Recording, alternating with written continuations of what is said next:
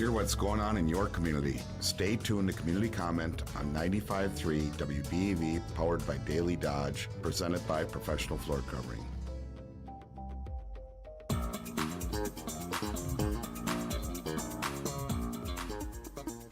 Hey, and welcome to Community Comment here on 95.3 WBEV. There we go, I'll boost myself up a little bit.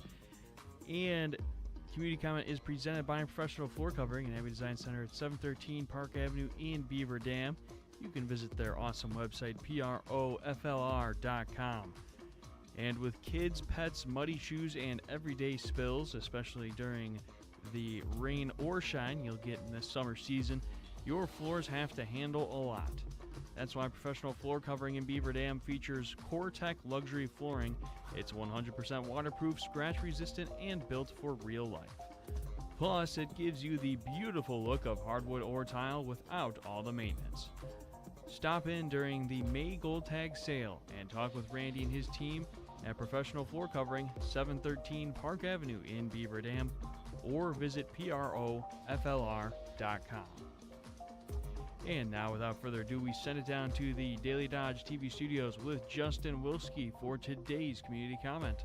Thank you, Jake, and you are welcomed into today's Community Comment. Today on the show, we have got Lieutenant Jeremiah Johnson with the Beaver Dam Police Department. Always great having you on. It's great to be here, and it's always good to do Community Comment. Enjoy it. I didn't know if maybe your ears were burning. Me and Wally were talking about you a little bit earlier. All complimentary things, but always a fan of having you on the show. Obviously, for those who don't know, this is kind of part of your regular gig. You get to be the outreach person a lot. Yeah.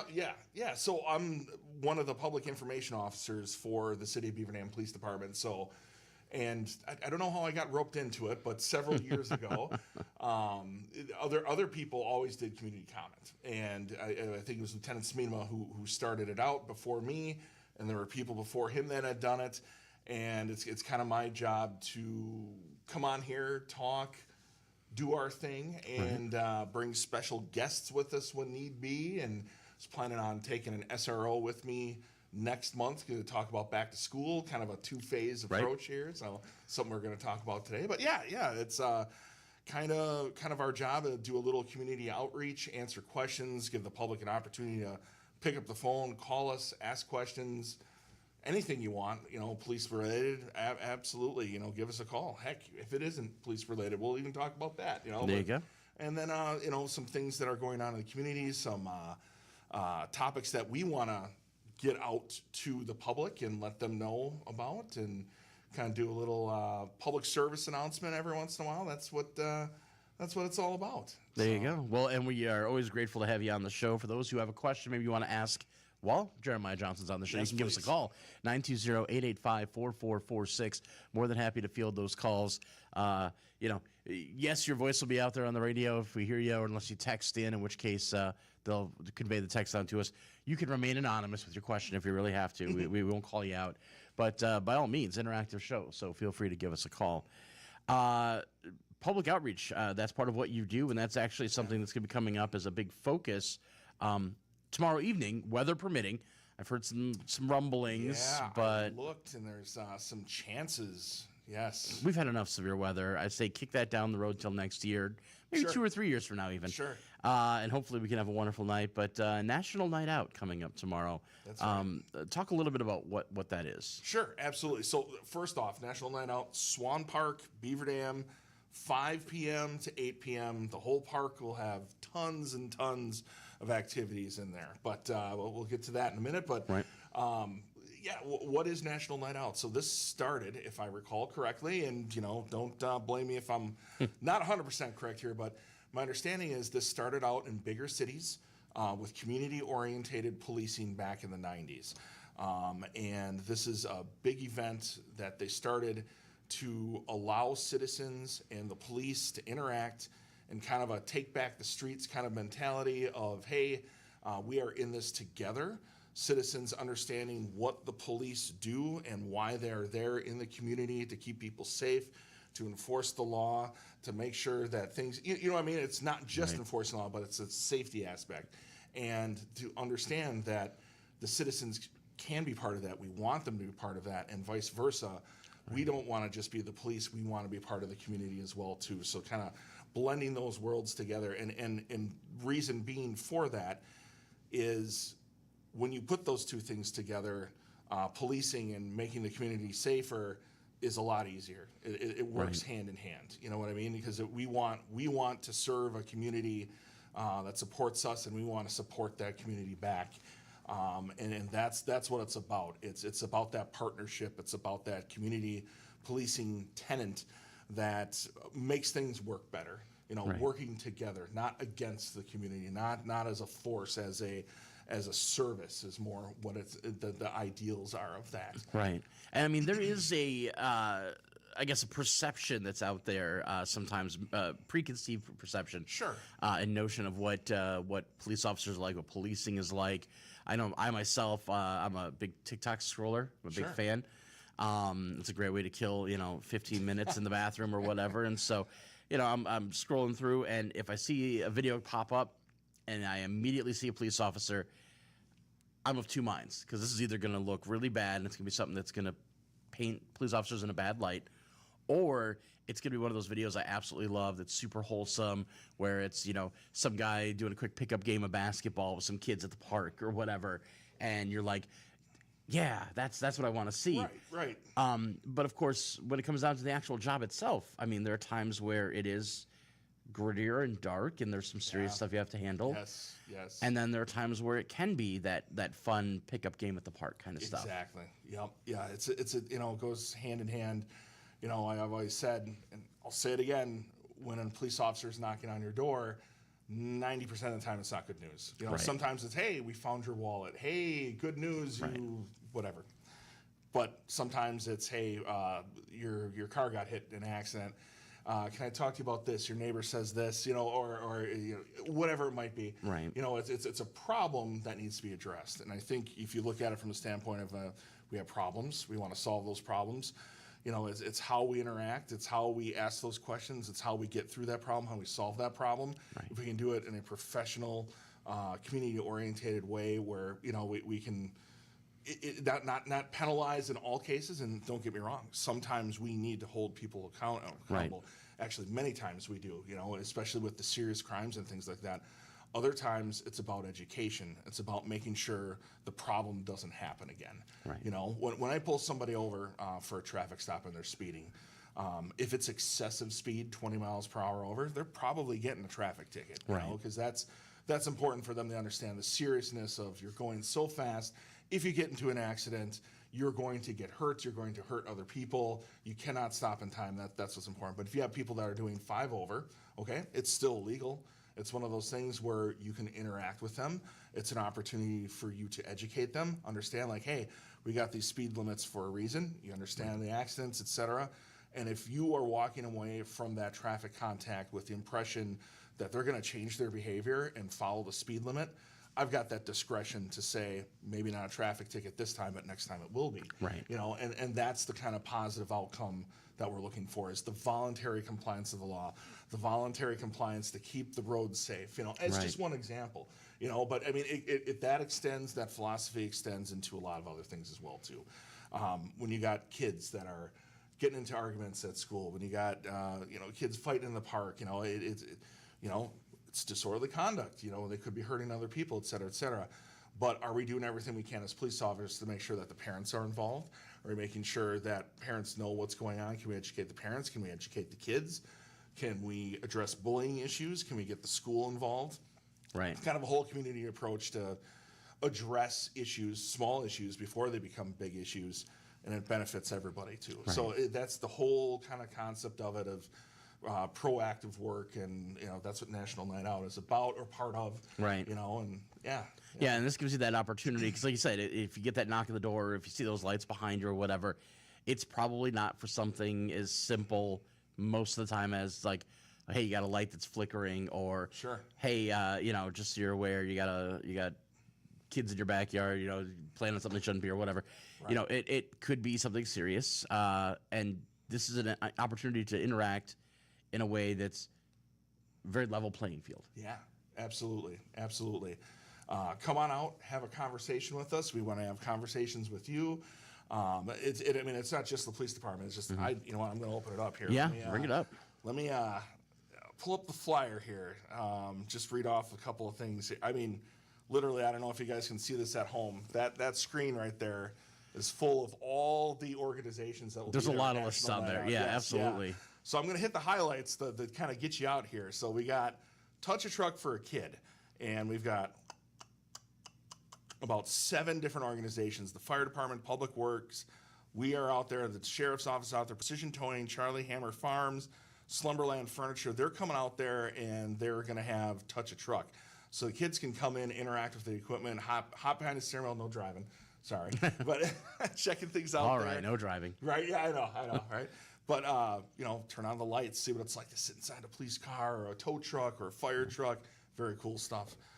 Food, Culver's is going to have custard out there, hot dogs from Community Corrections, Papa John's Pizza is going to be out there, and then also we'll have a DJ, Total Sound Equipment. So it's going to be kind of like a little bit of an atmosphere where you can have some fun, get some food, interact with all the community organizations. I mean, everything. I'm going to pause you briefly. Absolutely. Because we do have a call on the line, so I want to make sure we get the caller in here before we have to go to break. Hello, caller. You're on with Jeremiah Johnson. Yeah, I just had a concern about these motor scooters, these electric ones, these electric, like skateboards and all that. And, I mean, these little kids are like 9, 10, 11, 12 years old, and they're on the sidewalk, and then they go out into the street, and it's like I almost hit a couple of them in the last 2 weeks, and it's like, are they allowed to do that, or what can we do to help them? Because I'm pretty scared about it. Gotcha, understood. So yeah, we are actually working on that right now with our city council to have a more defined restriction on e-bikes, scooters, play vehicles, things like that. So we have had the e-bikes and the scooters essentially, we've had an explosion of them show up in the last year in our community. We are noticing the same things that you are. So in general, we are looking at the enforcement we have now with the e-bikes.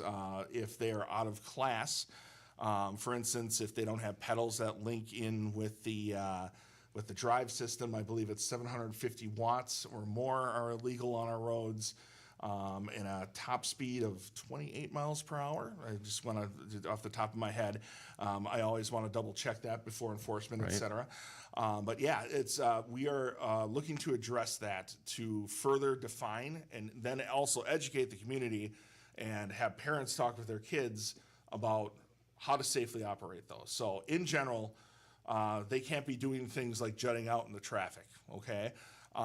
If they are in the bike lanes, if they are operating as a bicycle, they have to follow all the rules that a standard bicycle would follow. So that means you have to stop at a stop sign. You have to obey the rules of traffic. You can't be swerving in from one lane and driving on the wrong side of the road, whether that be a scooter, bicycle, whatever. So things on the sidewalk and stuff like that, and in the neighborhood and on private property, there's a whole different set of rules. But yeah, in general, they should be obeying the traffic laws. Where we get into trouble is when you've got some maybe kids that are driving differently. That's when we have some trouble. They may not know, or their friends are driving one way. Parents aren't saying, "Hey, you need to be careful on the road. You need to do this, that," and yeah, that's where we're kind of getting into some trouble. So that's why we're going to address it and get some ordinances on the books, and then we're going to do our best to communicate with the schools, with parents on Facebook, here on Community Comment, when we get that ordinance passed to make sure that people are being safe. So yeah, that is a good question. Obviously, continue to drive safe, sir, and be on the lookout for those things. But we are also on the lookout as well, and we have been addressing dangerous behavior with e-bikes and other vehicles like that over the last several months, and we're going to continue to do that. There you go. Thanks for your call. And I assume that if somebody sees, or we got to go to break here in just a moment, but if somebody does see somebody operating one of those in an unsafe manner where somebody's at risk, that is a phone call that they should be making. Absolutely, yes, and we will look into try and find them. We've done everything from issued citations and give warnings and actually confiscate bikes or call parents, have them pick the kids up and take the bike with them, explain the rules, what they can and can't do. It's been Yeah, and we are looking forward to having this ordinance to give us a little bit more capability to make sure that kids are being safe on these things. There you go. Yeah. We do have to take a quick break. When we come back, we'll have more conversation about National Night Out, and we'll dive into some other topics as well here on Community Comment on 95.3 WBEV.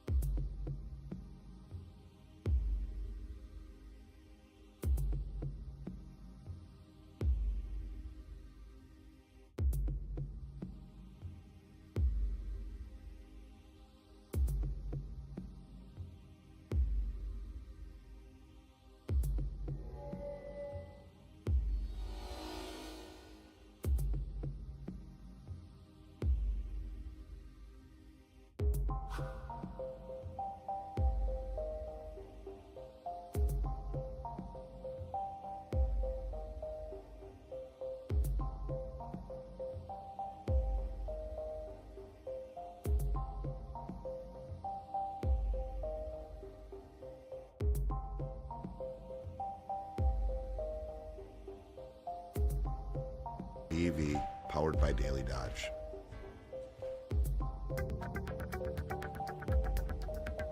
And we are back with more community comment in the Daily Dodge TV studios. Here's Justin Wilski. Thank you, Jake, and welcome back into Community Comment. We are sitting down with Lieutenant Jeremiah Johnson with the Beaver Dam Police Department, talking about a whole host of topics. But for those who were listening, before we went into the break, we did have a great call from a caller asking about those electric bikes and scooters you see getting ridden up and down the roadway. More often than not by kids. It's kind of the new hot thing. And you said you were going to be able to pull up some information to kind of for what the guidelines kind of are for what's operatable. So as of right now, the rules and laws and regulations, I said it before, I was correct. So I just wanted to make sure that my numbers were right. Right. So for a e-bike to operate on the roads anywhere in the state of Wisconsin, is my understanding, especially in the city of Beaver Dam here, because that's what we worry about. Right. The unit has to have pedals. Excuse me. Not pegs. It has to have pedals, and those pedals need to interact with the chain and engage with, if you will, the drive system of the bike. They can't just be for show. Correct. Yeah. Essentially. Correct. Yes. And then it's governed by a whole different set of laws because it's the motorcycle rules. Oh yeah. Oh yeah. So something to keep in mind if you're a parent out there shopping to get your kids one of these e-bikes or whatever. Don't fall prey to, well, this one's got more power, this one goes faster, whatever, and think it's a better option. You don't want to buy them something they can't use. And I have heard that online, even on Amazon, it's actually less expensive to get an e-bike that exceeds those standards, the ones that are like really, really fast. Right.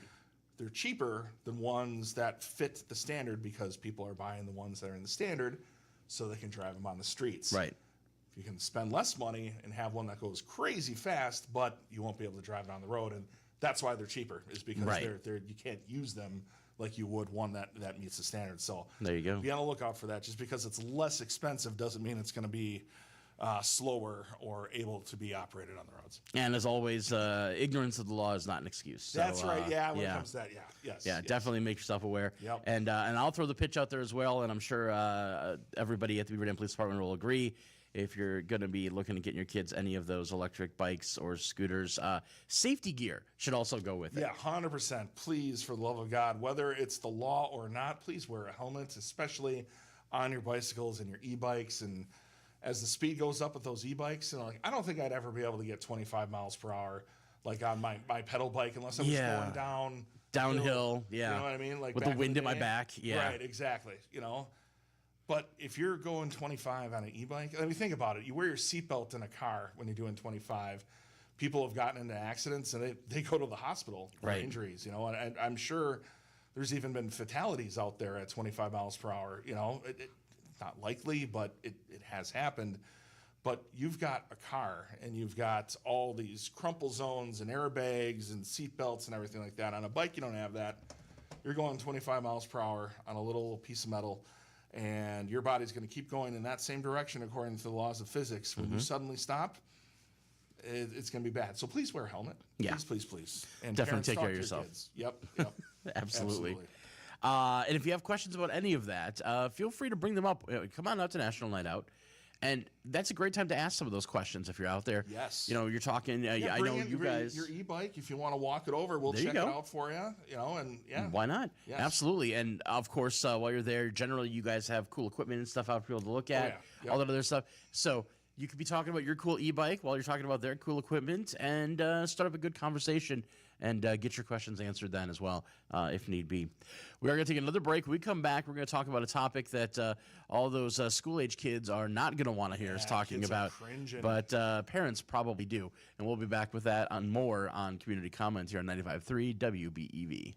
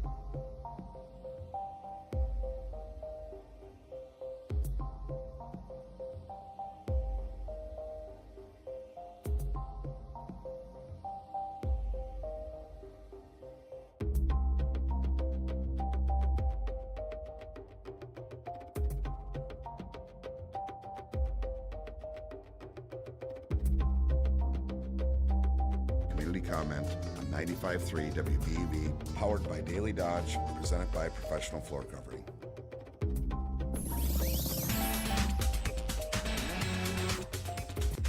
And we are back with more community comment here on 95.3 WBEV, powered by Daily Dodge.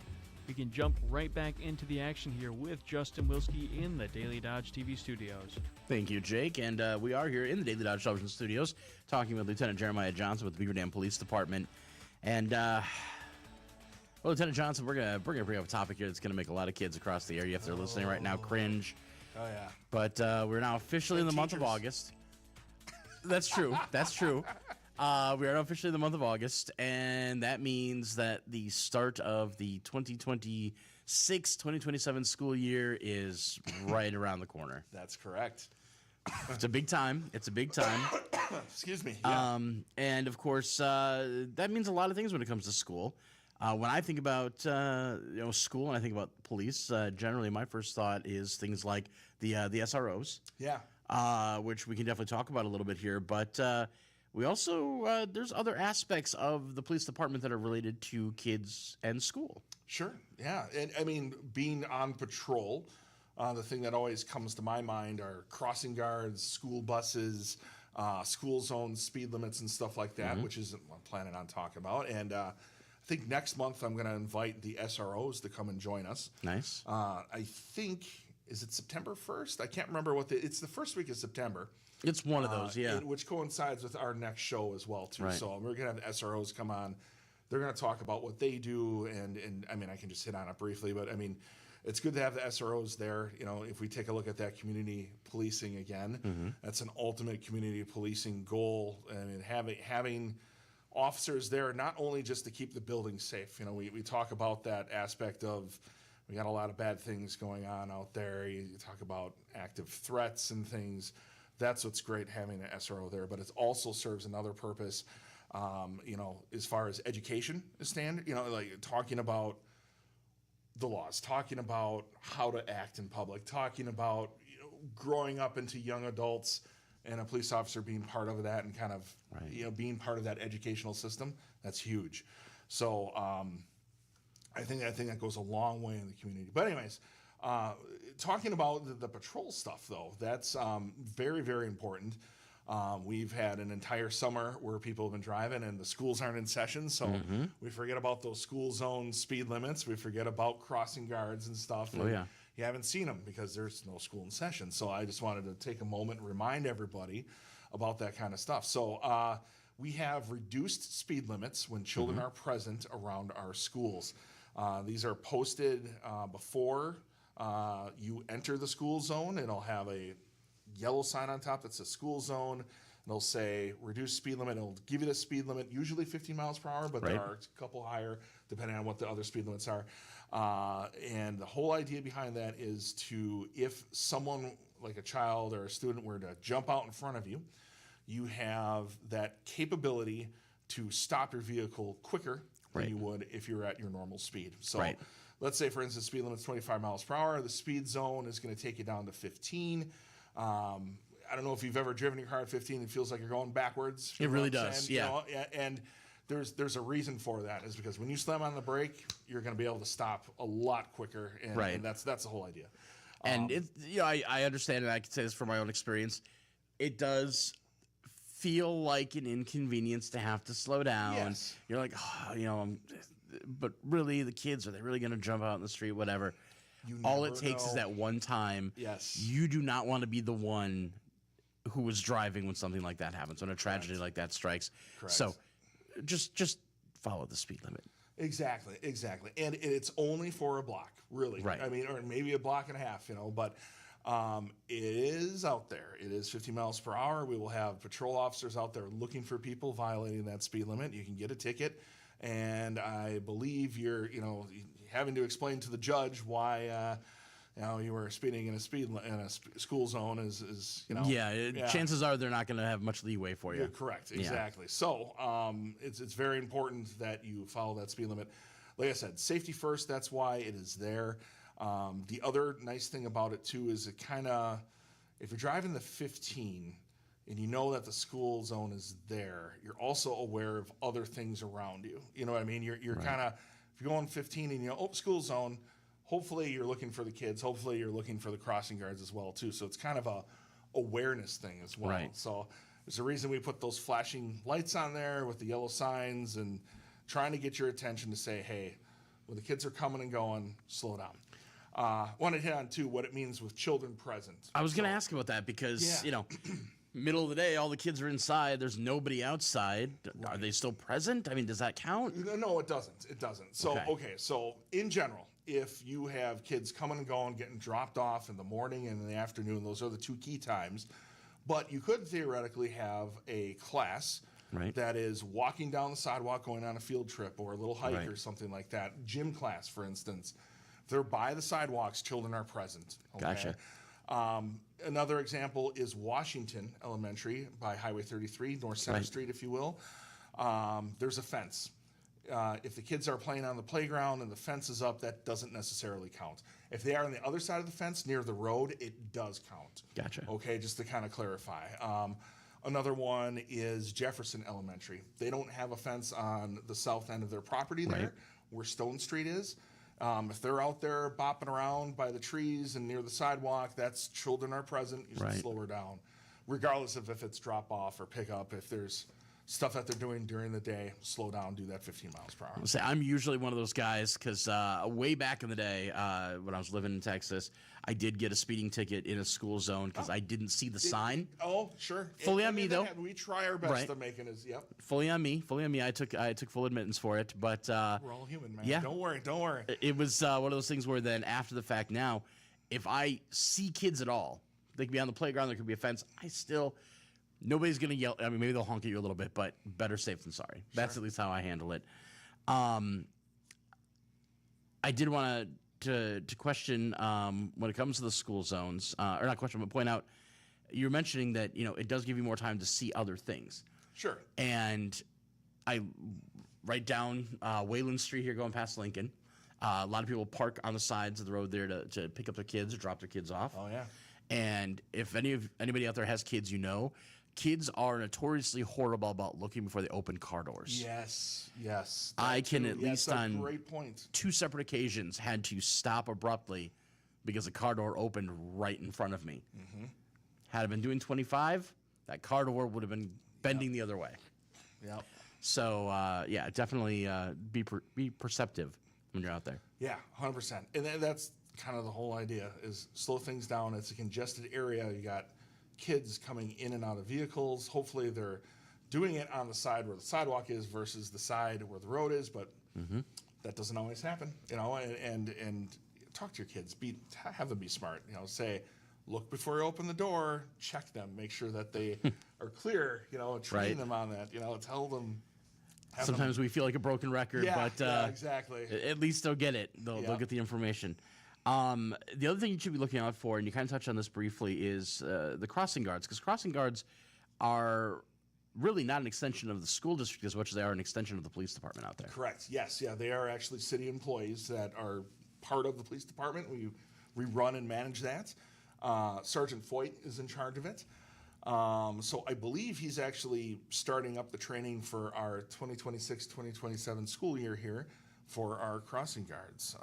Remind me to tell you a little bit about if you want to get hired as a crossing guard. We always are hiring for that. But There you go. anyways, yeah. So yes, our crossing guards are out there. They will be out there at school drop-off and pickup. So that's the morning and the afternoon. And they're going to be wearing those bright yellow vests. They will have stop signs. Almost all of them have flashing lights associated with them that kind of draw more attention to it. Their job is to essentially assist the kids in crossing the road safely. Right. So that means that they stop the kid traffic, if you will. They wait until the cars are kind of clear. They're going to go out first into that the crosswalk. Can't talk today. They're going to put up their stop sign. They're going to make sure all the traffic is stopped. They're going to look both ways, check it again, and then they're going to signal for the kids to cross. They're going to stay in that crosswalk until all the kids are clear. They're going to walk to the edge, put their stop sign down, and allow the car traffic to go. Right. I mean, it sounds like step by step, very simple, but it's actually there's a lot of stuff going on there. Right. You know, and if you're at a four-way intersection, that's 4 different directions you got to look, plus all your kids. Most of the kids are going one direction, but you never know. You might have people coming Right. in the other way too. So it's actually myself doing it when, let's say, a crossing guard calls in and we don't have a substitute. We'll go out there and we'll cover. It's kind of nerve-wracking. You know, Right. it's like directing traffic. You have to just have your head on a swivel. You got to be looking. So I give the crossing guards a lot of credit for what they do. It's a very, very important job. Kids, when they get done with school, their last thing they're thinking about is, you know, how to cross the road. You know, they're thinking about their Right. homework. They're talking with their friends. They're thinking about what they're going to do after school. You know, they're sitting there talking. They're with their friends. They're digging in their backpack. Maybe they're on their phone, calling mom, dad. Who knows what's going on? Right. You know, that crossing guard has to eliminate all those distractions, make sure those kids are good to go. So I just want to talk to the motorists now and address Right. this as well. So when you see those crossing guards out there, make sure you're in that school zone speed limit, okay? Right. Because that's another reason, another thing to be on the lookout for. They're going to wait until you can safely stop. And when that stop sign goes up, that means you have to stop. That is like a legal Right. stop sign. You must stop. They are taking control of that intersection. They're essentially a traffic control officer, if you will. Right. I don't know if that's the legal term that would determine it, but I mean, they're a crossing guard. They are stopping traffic. It's not an option. They're not volunteers. It is a legal stop sign at that point. So you can get a ticket for not listening to them. Now, for those hot rodders out there who get a little crazy and decide that they don't want to obey or listen to what the crossing guard's doing, is there enforcement? Do they have the ability to report back to you guys? Yes, and they do on a regular basis. Yes, we get several calls, especially at the beginning of the year, because like I said, it takes a while for things to kind of like get in the swing. That's why Right. we're doing this now. They call it in, they give us the license plate, and we investigate that at the Beaver Dam Police Department. We track down those vehicles. We talk to those vehicle owners and either give them a warning or a citation based on what was observed by the crossing guard. So, yeah, it does. There's an entire process set up for that at the PD, and they let us know, and we look into it because they should be stopping. There you go. Yeah. And we don't want anybody to get hit. We don't want anybody to get hurt. So, All right. Well, we do need to take one last break. When we come back for our next segment, we'll get that information on for anybody interested in becoming a crossing guard, how they can do that, and we'll kind of wrap things up here on Community Comment on 95.3 WBEV.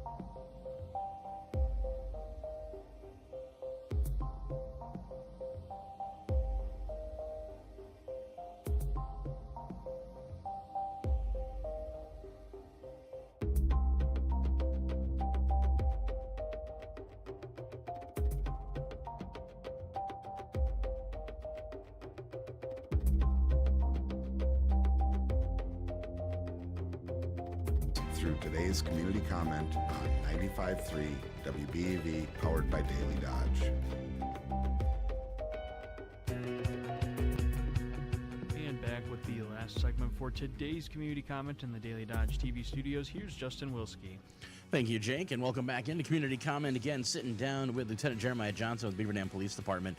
Last time we were talking a little bit about, the rules of the road when it comes to schools and school zones. We talked about crossing guards, and of course that's a really important job. It maybe a bit thankless for some people, but it's a great thing to get into if you're got the time and the availability. Absolutely. And for those who are looking to get into it, how do they do so? How do they reach out to you guys for that? Absolutely. So you can always just give us a call at the Beaver Dam Police Department. That's area code 920-887-4612. And just ask to speak with Sergeant Foyt or the officer in charge, and we can tell you more about it. You can also swing by the Beaver Dam Police Department and ask for an application. We'll get one for you. Or if you have any questions, just speak with us and we'll fill you in on more info. And then you can also visit the City of Beaver Dam website. Go to the police department, and I'm fairly certain that there is a crossing guard application that is on that page. So we're always looking for crossing guards. What's nice is once you get hired as a crossing guard, you kind of get assigned an intersection. Right. That's like your intersection. We also have substitutes too. So that means like you kind of hop around, and whoever calls in sick or can't make it on that particular day, you go and you cover their spot. So we hire a lot of our crossing guards into the substitute position. It's paid exactly the same as a normal, assigned crossing guard. It just, you kind of hop around until someone moves on, retires, if you will. Then you get, your choice of open spots. So it's a very nice job. We do have a lot of retirees that do it, but that doesn't mean you have to be a retiree. Right. Anybody who's available at around school drop-off and school pickup, with varying times between the high school, middle school, and the elementary schools. Right. So especially middle school and elementary. It actually pays $18.84 an hour once it's in its full swing, if you will. Right. So that's something just to keep in mind. It's decent paying. You've got those kind of limited hours in the morning and the afternoon, so you can still live your life, go fishing if you need to. Right. And it's a nice job. We do need good crossing guards. Like I said, it's a lot to kind of pay attention to. But once you do it and once you get into the swing of things, you can't let your guard down, but it's an easy thing to do. You get to know those kids that come through. You get to interact with them, smiles on the face, if you will. It's a cool thing because most kids, especially the older ones at the elementary school, are so used to having crossing guards. They're going to help you out with the younger kids too. You know what I mean? They're going to say, hey, slow down. You got to look out for those kindergartners. It's their first year. They got to know the rules of the crossing walk, if you will, or crosswalk. But yeah, it is a good job. It is a fun thing to do. Highly encourage it. Give us a call. Stop by the police department, or check out the website if you're interested. And like I said, Sergeant Eric Foyt is in charge of the crossing guards, and he'll be doing the training soon. So if you're interested, let us know. Right. I know way back in the day, we lived on this end of Wayland Street, and my kids went to Lincoln Lightning. And there was crossing guard at the time, crossing guard Mary. She would watch them walk all the way till they got to my parents' house. And then when they got to my parents' house, my mom was always there, and my mom would watch them from there to our house.